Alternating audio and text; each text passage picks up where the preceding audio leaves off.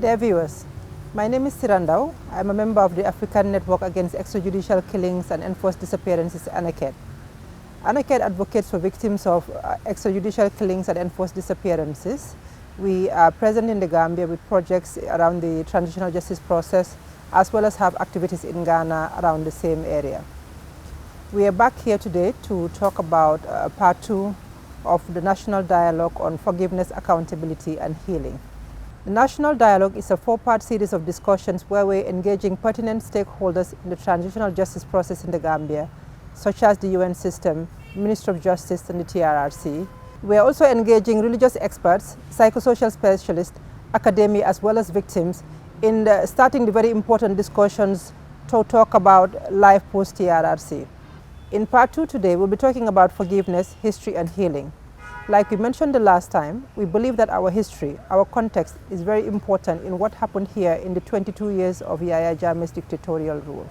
We will explore our history in terms of forgiveness, and we will also talk to our psychosocial specialist to tell us more about healing, what it entails and how it works. We first start down with Madam Aissa today, the UNDP resident representative in the Gambia, to ask her about UNDP's role in the transitional justice process as well as what their expectations are. Madam Day, thank you for sitting with us today. Can you tell us a little bit more about UNDP's role in the transitional justice process? Thank you. I'm very delighted to have this conversation because the transitional justice process is at the heart of the restarting of a new Gambia, what the new Gambia that the Gambian wants. And UNDP, as in many countries, have been involved in the transitional justice processes because of the linkages between peace and development. Because you cannot have development without having social cohesion and having peace. And in this journey, we are not alone. All our engagement in the transitional justice process is done together with the Office of the High Commissioner of Human Rights, because they are the guardians of the standards when it comes to implementation of those mechanisms, because the transitional justice mechanisms are not limited to the TRRC itself. It's one of the mechanisms. And in the Gambia, the TRRC has set a level that we did not really see in many countries in terms of openness, in terms of access to the information, because I think that this is the first time, at least in the recent history in Africa, where we can have public hearings that are translated into almost all local languages and known nationwide, with the full participation and engagement. And UNDP supporting that has been fundamental, and it's why we have been here since day one, together with the Office of the High Commissioner, but also together with the government to make sure that the mechanisms that are part of the transitional justice process are put in place and up and running. So our intervention came in several manners, but mainly technical expertise. Technical expertise that we brought from external, but at the same time building up national technical expertise in the different area of intervention of the mechanism, to make sure that we are building also capacities to run the process by the Gambian, because it's first of all owned by the Gambians. So this is why UNDP has been a key player in this process. And I was telling about the interlinkages with the development, because UNDP has one of the main pillars of its mandate is related to governance. And governance, and then you have the linkages with other pillars, which are poverty reduction and sustainable growth and environment. So, and during all the process that we've seen how this process, the TRRC, it has impacted the eagerness of Gambian for accountability. I think the Gambia post-TRRC will not be the same than the Gambia before TRRC. Thank you very much, Madam Day. We would also like to know, what are your expectations? What is UNDP's expectations in terms of post-TRRC? And also, what plans do you have in preparing for life of the TRRC? The main expectation, as I mentioned earlier, is first of all the ownership, to make sure that it's a mechanism, is a process that has an impact in enhancing and fostering and nurturing social cohesion. The TRRC itself as a commission is one of the mechanisms. But now our expectation is to really see beyond the ownership that the Gambian has already shown, to see what will be coming out as recommendation and how those recommendations will be implemented. And I think it's a common expectation with many stakeholders. And this is where really we will need a lot of involvement and inclusiveness in the step forward for the process. When you come to transitional justice processes, the term justice is part of it, is the heart of the process, because there are some crimes will need to be addressed, and now the mechanism to address those crimes, whatever number of years it will take, can differ from one country to another. Each mechanism is tailored with the reality of the country, so it's for the Gambian, and based on the recommendation that will come out from the process, to really see what is the most suitable mechanism for them. But it's likely that the mechanism that will follow will be really something that is also very own with national, by the Gambian in terms of processes. So what we are doing now in the preparedness for the post-TRRC, while we are waiting for the recommendation, because we don't have yet the report, is to see how we are looking at the judiciary. UNDP has a rule of law program to support the rule of law reform in the Gambia, and we've been working very closely with the judiciary. And for instance, just to give you an example, during this pandemic period, where all our institutions, all the Gambian institutions has been impacted, we help the judiciary to set up virtual courts, because the Gambia cannot afford to have cases piling while they already have a huge backlog. So what we did was to support the setting of the virtual court. There are 2 of them, and they are being expanded. And Gambia is even being mentioned as an example, because we've been asked by one of the neighboring countries in the sub-region to come and learn about the experience of the virtual court in the Gambia.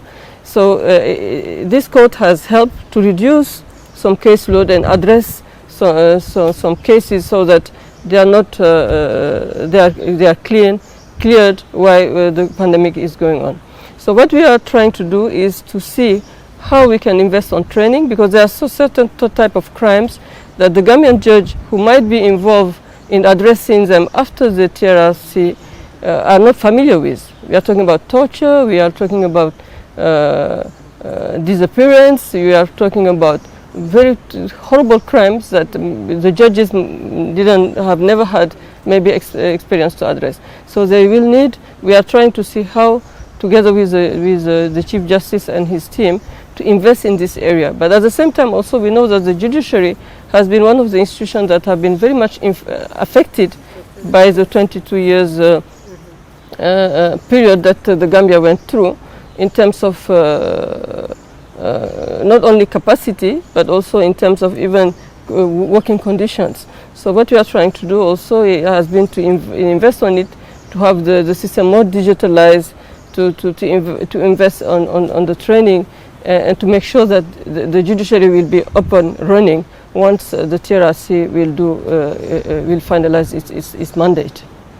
So it has really been a very important journey, because rule of law also is at the heart of our intervention, and all we are doing in this area are done together with the National Human Rights, with the Office of the High Commissioner, because the fact that the Gambia has now a national mechanism to promote and protect human rights, and as a permanent body, is also very important, because we've seen recently how the National Commission of Human Rights, which is an independent institution, it's an independent body, has taken a stand and will play its full role in the process.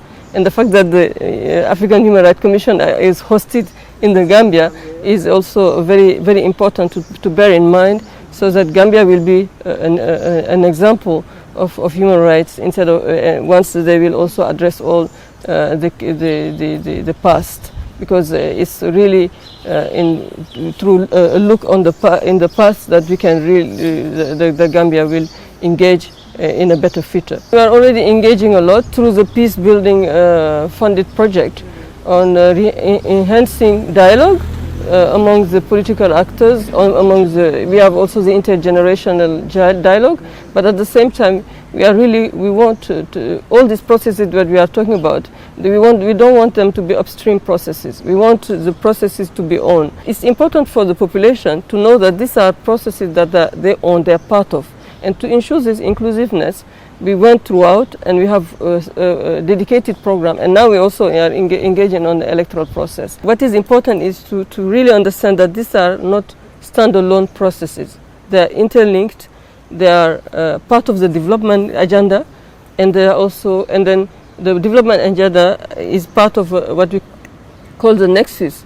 In countries like the Gambia, where we are in a transition, there's a tight linkages between peace and development. We are glad that you are interested in, so that you can take it to take the message to the whole communities for them to understand what are the challenges and how the UN and the UNDP are supporting the Gambia and the Gambians.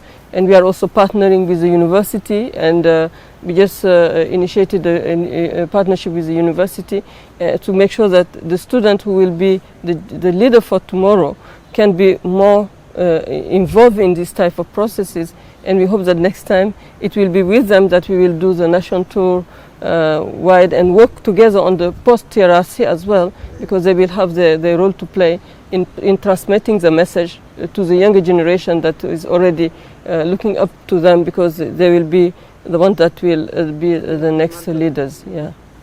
Thank you very much, Madam Thank Day. Thank you so much. Yeah, thank you. And you stay well. We also received a video intervention from OHCHR's regional representative for West Africa in Senegal, Mr. Andre Ori.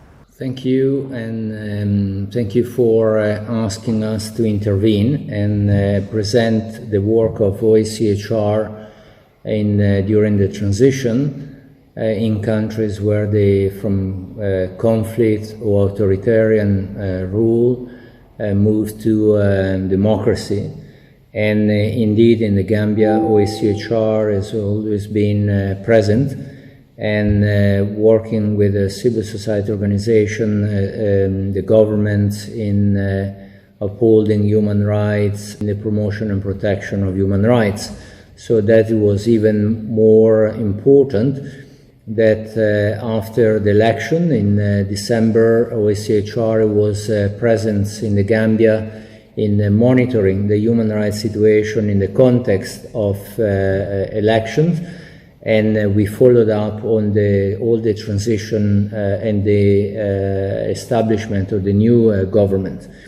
In the beginning, we offered the technical assistance and advice to the government and the then Minister of Justice to establish a thorough transitional justice process. And he accompanied as well the Minister of Justice in the study tour in different countries, in particular in South Africa, just to have a grasp of lesson learned, best practice from other countries that they went through the same experience. So that is, important how OHCHR has been accompanying, the governments and the state authority in establishing a thorough system to ensure accountability and serve justice, promote truth and memory about past violations, and also provide, remedies to victims. So our approach and our advice to the Minister of Justice and to the government has always been, the approach of victim centers, inclusions of all the different national stakeholders. Victims, had to be at the center of the conversation, and we guaranteed and provide, technical advice, financial support in what was the first stage of the very national consultations in ensure social cohesion and nation building ownership and inclusion of all national levels. And one of the key requests that it was given to the United Nations, OSCHR, was indeed human rights. All parties that were talking about human rights, reconciliations, justice, no peace without justice. So that is the key intervention that we had during let's say the first phase, and as OSCHR has been supporting national authority, state institutions in providing this kind of mechanism that is known as the TRRC. So the expectation that we have as OSCHR on the post-TRRC are indeed mainly that individuals that have been found that have violated gross violation of human rights or serious violation of international humanitarian law are actually facing justice that they can go through different forms and shapes, but it shouldn't just be reinstated or into a position without going through a thorough checks on their what they did in the past, and they should be in a certain way and according to the modalities that are please the Gambia and the people of the Gambia. They should be one of those. In particular, our expectation on the post-TRRC is that the recommendations stemming out of the old process and these years are actually implemented, and this implementation should be in a way that it takes into account what we call it the international standards, international principles, and in particular looking at remedies for victims, as often in times, and we have seen in the past experiences, those recommendations are actually not thoroughly implemented, and victims of human rights violations or international humanitarian law are actually still seeking justice, and victims of those violations are looking for remedies to heal their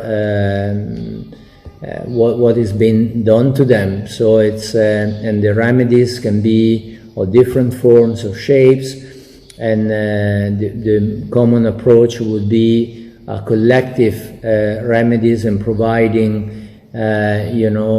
any type of assistance, going from psychological assistance because of those traumas. They are long-lasting in time, but also the survivors and also the family or the relatives of the victims should be taken into consideration on the programs for the post-TRC in terms of medical care, as I said, and psychological care, and also assistance in education, free education, and so on. So all different type of process that we can envisage as a support to them. But justice should be one of the elements and the cornerstones of the new Gambia, where what we are building on the main pillars for a democratic states based on rule of law, on justice, and those perpetrators of gross human rights violation and violation of international humanitarian law are actually somehow in a different forms and shapes, but being held accountable and should be held responsible for what actually occurred. So those are the main elements. What are the plans for us to prepare for the post-TRC is indeed to continue supporting the national stakeholders, mainly civil society organizations, the victim centers, or any organization that works on transitional justice or the post-transitional justice, and in particular supporting government authority, the state institutions, in ensuring that we prevent the recurrence of the crisis and future violation of human rights. So we should learn from the past, looking at the recommendation from the TRRC to avoid that this is going to happen again in the country, and in particular looking at the different recommendations from the TRRC in the reform of the state institutions, in the reform in the state laws and legislation, to avoid the recurrence of such a dramatic experience that generations went through that. And it should be, part of the healing process for ensuring social cohesion, nation building around, human rights principles and the rule of law. So our plan indeed is looking at the national institutions, and now we have, the newly, although it's not new nowadays, national human rights commissions, and working with them in making sure that the prevention of human rights violation is not recurring, the promotion of a culture of human rights and the respect for basic human rights freedoms. So OHCHR stand ready in continuing working together with the different national, international stakeholders, mainly state authorities, civil society organization, in particular with the National Human Rights Institution. So we are together in this, and only together we can move on and provide a sustainable and durable solution for a democratic new Gambia. Thank you once again, and I wish you, a very bright future to all of you, and in particular to the young generation, young ladies and women, and generation that they are going to be, the making proud of the Gambia. Once again, and I'm looking forward to continue working with all of you on this, and thank you. Next, we sat down with Said Matijau, lecturer at the Department of Political Science at the University of the Gambia, UTG. Mr. Jau told us more about the history of forgiveness in the context of our Gambian history. What is the history of human rights violations in the Gambia, and has forgiveness played a role in it? Yeah, thank you very much for that question. For me personally, if I want to situate the history of human rights violation in this country, I'll trace it back to the colonial history, where this country was divided into the colony and protectorate, where the colony was more what Mamdani will call the citizens and the protectorates were subjects. And so in that process, the traditional authority was used by the colonialists, as a means to violate people's rights and all that. And so this continued through, because the same institutions that we inherited from colonialism is the same institution. Even currently, when we're talking about the Police Act of 1958, we can trace it back to the colonial history. But for me, then 1981, there were certain issues, especially after the failed coup, and then from 1994 is the most recent and contemporary period where people have talked about the range of violations that were committed by the Yahya Jammeh regime. And so if you look at it from 1981 then to now in particular, then you know that in terms of forgiveness, Gambians have always been very forgiving. Like somebody will tell me that after the 1981 coup, it seems like the whole country end up becoming together because of the mechanism that was instituted, like the Gambia Tribunal, which was the first hybrid court in Africa. So I think after the Nuremberg, of course, I think that has kind of supported our understanding. But forgiveness and reconciliation, these are social issues. These are issues that are embedded within the religious scripts. These are embedded within the cultural settings. And historically, people will tell you if you did something to a family, they will end up taking, they prefer not to take you to police because they wanted to settle that through the traditional means. So I think they've been here, there were violations, but also people had their own local mechanism that they were trying to use to ensure that those violations were not pronounced. So moving on, when can we talk about the probability of recurrence of human rights violations in a society where forgiveness is prevalent, like you had mentioned earlier, that forgiveness is embedded into our cultural norms and our way of life and traced it back to colonial structures? Yes. What really is the probability of recurrence when you have a society where forgiveness is prevalent? Like sometimes some of us historians will say people do not really learn from history. One event can happen, but then it can, repeat itself because, sometimes people say it is part of human existence that there is violence, there is all those different elements. And so therefore there is also forgiveness and also there is all those different issues. But a society that doesn't learn from its past will always repeat that past. And I think for us also at this minute, we do not tend to learn a lot from our history, and that's why today sometimes you see that some of the violations that we are talking about under the Jammeh regime, we are also experiencing under Barrow, which promised a very new and democratic society, like issues of police brutality. You remember I talked about the 1958 Colonial Act, and it's the same act that still exists and governs the way we do. So, I mean, as long as these legal institutions exist, of course, we may see violence recurring. So what can we say about forgiveness, the role of forgiveness in prevalence of human rights violation in our context, in the history? Is it something that we are seeing that it's pushing it further, not necessarily preventing the human rights violation, but perpetuating it in a sense?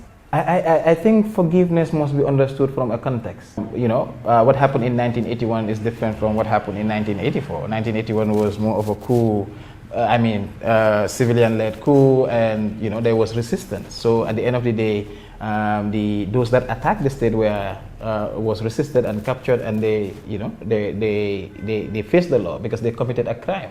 So if you force with forgiveness, you must accept what you have done. And I think for me that should be the way, that you have accept what you have done, and then people will look at that and see whether they can forgive you in that perspective or otherwise. Because then we must also, when we are discussing these terms, also we need to know the intergenerational differences. People today are not very forgiving like the older generation, for instance. So I think context also is important, but generally I think it is part of us, it's part of the religion, but it must be based on the facts, it must be based on genuinity. And because at the end of the day, it's about moving from this stage and then pushing to that. And so I think it will always be here as long as people continue to be Muslims and Christians as well. Wow, that's an interesting.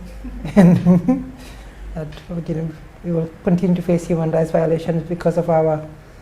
Well, not the human rights violation, but I'm saying in terms of the context. The context. But there is a likelihood, if people do not learn from history of the violations that happen, and if we do not, in terms of learning that lesson, we are talking about whether it was the legal framework. I like to use the Police Act all the time because it shows from colonialism what the police were meant for is still the same function that the police are meant for. If the police were established to subjugate people during the colonial period and still does the same process, we'll expect that will still continue.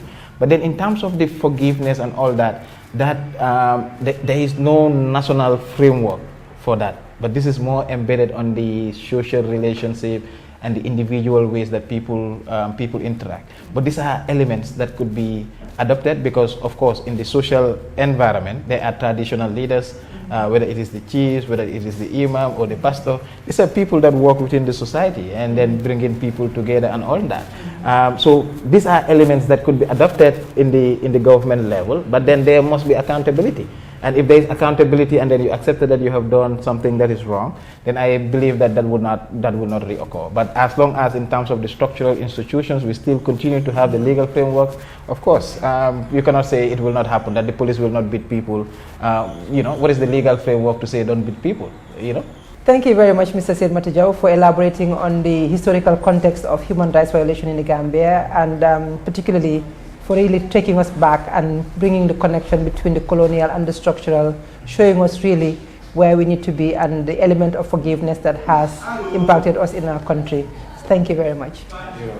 Finally, we sat down with Guy Masise and Jackie Charles of the Organization for Psychosocial Innovation, OPI, to learn more about healing and what it entails. How does healing look like, and what is the psychological impact on victims in the context of forgiveness and forgiving?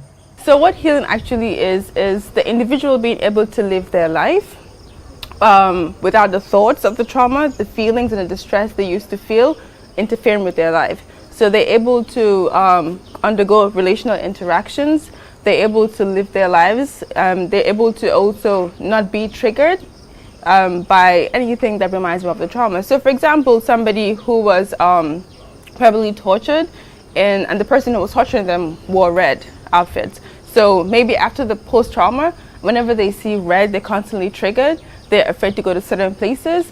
But once that person starts to heal, when they see red, they're able to use healthy coping skills, healthy coping strategies without it triggering them.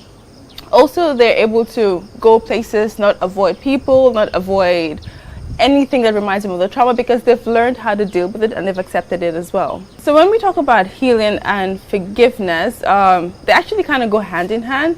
Almost, they're not mutually exclusive.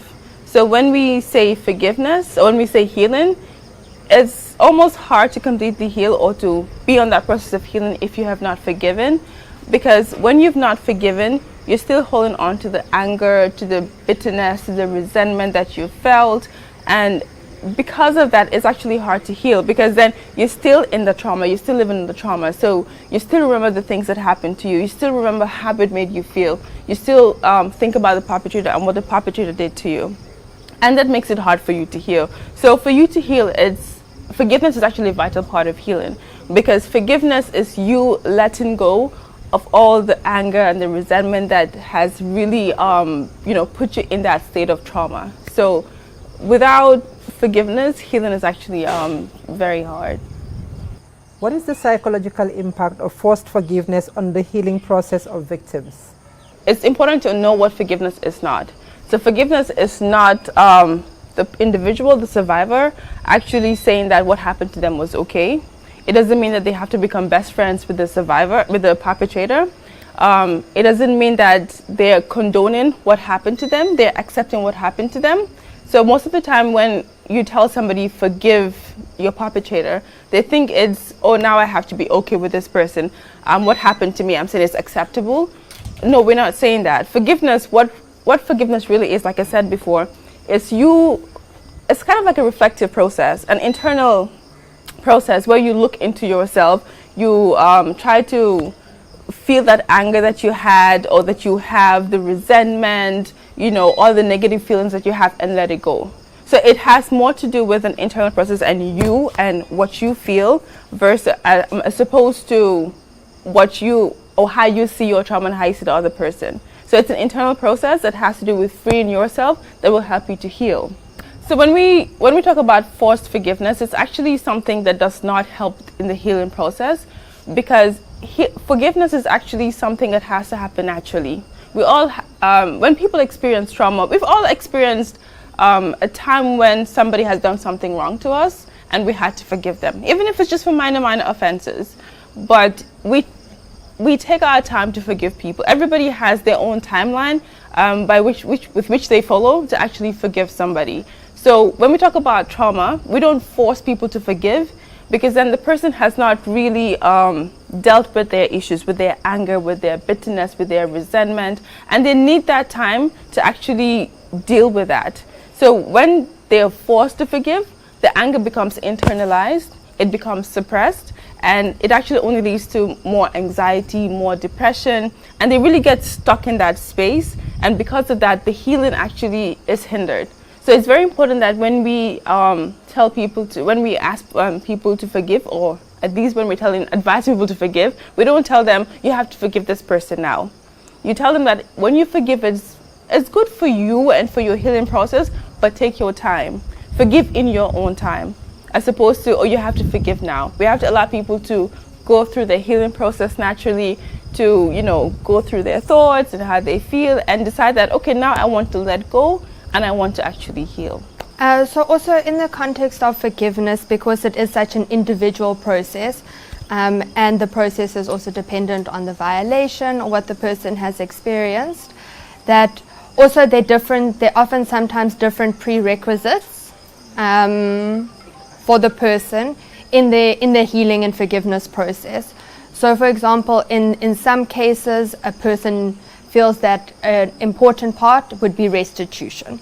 They would need some sort of compensation in terms of the violation they went through, and to restore back to them what was taken. And in some cases, the person doesn't require that. I think in my experience in working with people on a forgiving process, the difficulty when the person feels that there's a restitution required in order for their forgiveness or their healing to happen, is that often that restitution relies on an external power or an external process to their internal process, and that often creates huge barriers. So if we're thinking about, you know, commissions where there are things like reparations, land restoration, that if we have to wait for that, it becomes sometimes a huge barrier to someone being able to forgive what happened to them, because it's reliant on a government or another process to provide that. And so you have to try always also to try find the balance of helping the person accept if these are things that cannot be provided to you. How do we help you forgive and heal? Because of what is in your control, because of that anger and resentment that Ngaima was talking about, that really strongly only affects the individual. The perpetrator or the government responsible doesn't feel that anger and resentment on a day-to-day basis and experience all the hindrances to their day-to-day functioning. So then it's also trying to help people see about what is important for them in their forgiveness and healing process, that they have control over.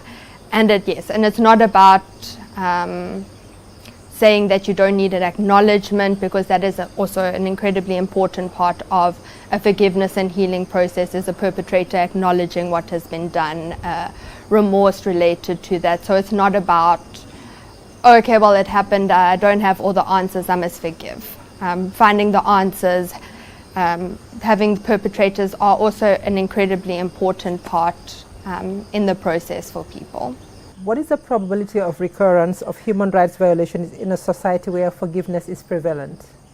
So when we talk about forgiveness as it being a true forgiveness that the individual or the family has chosen, and not a forced forgiveness because of a societal pressure or religious pressure that says we must just forgive and move on. So when it is true forgiveness, then it really does help promote and prevent recurrence of the same things happening. Because when we think about the anger, the resentment that, and I know we'll speak a bit more about then the act for the revenge and the need for revenge, that those are the strong feelings that drive that. And so you will find small incidences where that anger and that is re-triggered and brought out. Very often if you think about an oppressed group or an oppressed person, that those are very easily at the surface. And so that's why in many contexts and ways we talk about a cycle of violence that just continues and perpetuates itself, because a country or a people or an individual have not had the opportunity to experience proper forgiveness that was determined by themselves, and individual and collective healing. So in contexts where there is the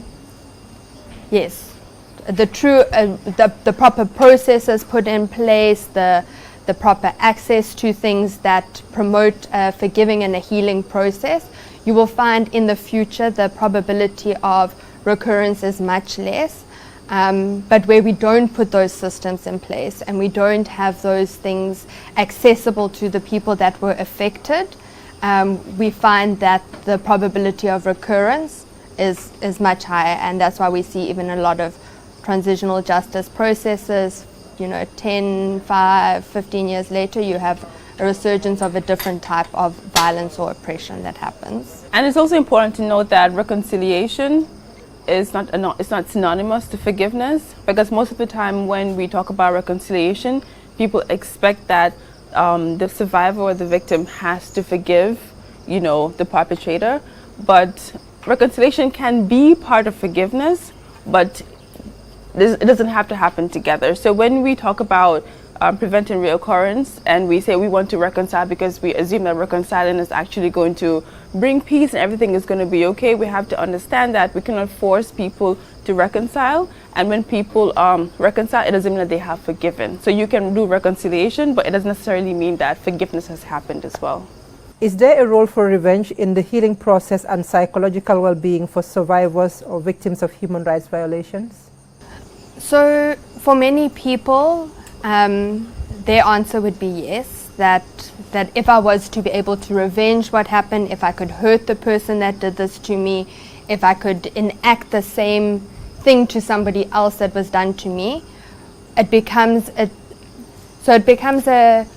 immediate sense of justice in the short term, but in the long term it doesn't contribute to the person's healing and can actually cause longer term psychological impacts and effects.